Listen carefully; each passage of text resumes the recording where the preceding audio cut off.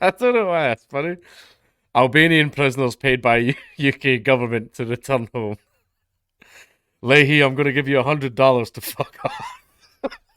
Albanian authorities have confirmed that most of its citizens forcibly sent back home from the UK this year were convicted of crimes there. Like, well, yeah. Why do you think we forcibly sent them home? Like, that's what happens. The BBC has spoken to those men sent home and learned that some prisoners were offered £1,500 to leave and some plan to come back. I would do that. £1,500 to leave? I'm going to set up a fund every month. I'll help. Yeah, I'm just going to set up the. I'm going to set up the Get Out Fund, the GOF, the Get Out Fund for just £1,500 a month. You can send them back. Each week, a small crowd gathers at the razor wire fence tucked around the back of Albania's Tirana airport. The narrow runway beyond it, pinched between jagged black mountains and the high grey walls of the border police unit, is where UK deportation flights land, closely watched by the families waiting at the fence. It takes hours for the deportees to appear, trickling slowly through the gate to be met with hugs, shy smiles, and tears.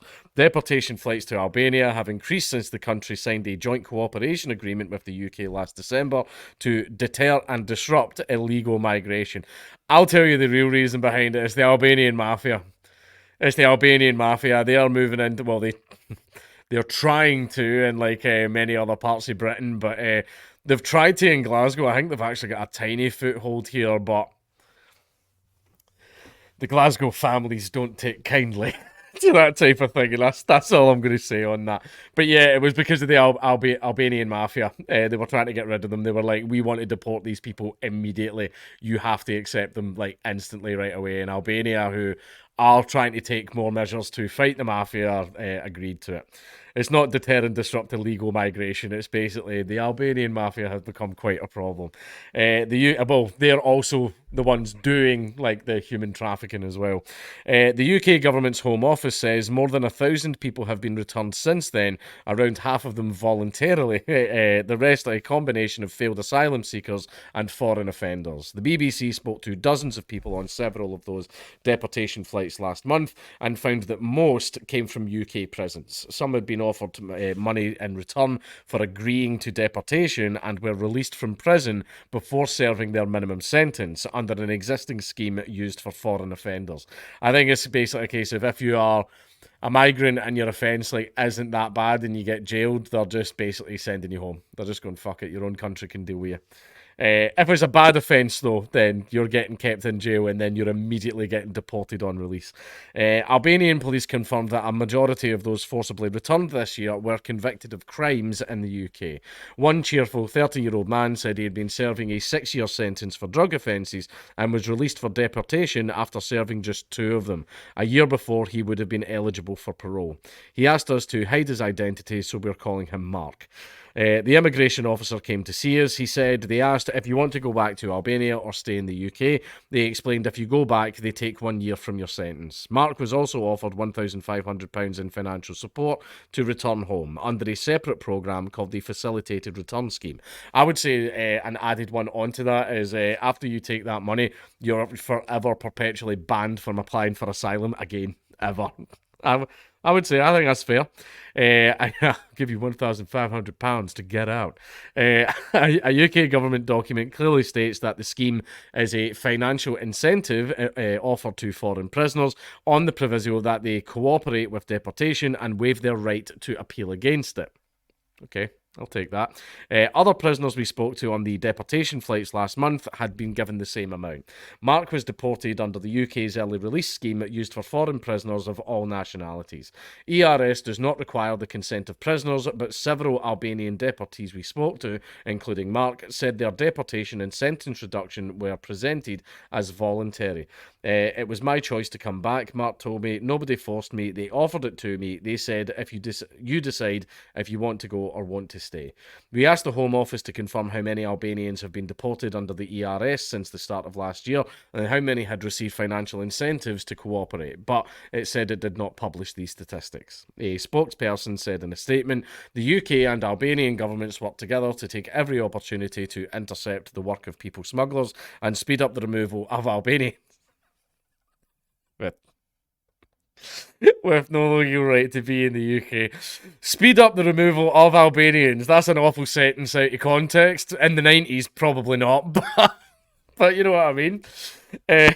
Last year, the government's Nationality and Borders Act extended the early release period allowed under the ERS from 9 months to a year. One of the aims of that change, according to a Home Office brief, was to increase the number of removals. Increased removals. I'm sorry, it feels like whoever wrote this article knows the memes. Sorry. The same act also abolished the expiry date for unserved sentences, meaning that prisoners who return to the UK illegally will have to serve the rest of their sentence, no matter how much time has passed, increasing the deterrent for people like Mark. Return to the UK legally will have to serve the rest of their sentence. Okay, that's fair. I'm not going back there again, he said.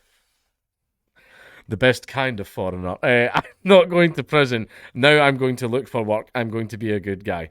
But several of those on the deportation flights last month said they were planning to return to the UK within weeks or even days, despite what many described as a new hardline approach by the police there. They're rounding up Albanians now. So, one man said. It's very difficult for Albanians to stay in the UK because police stop you in the road. They don't want us now. You were causing a lot of problems. Like, you were. I'm sorry. Like, you were. Alan, look, there's some good ones, right? Hashtag not all.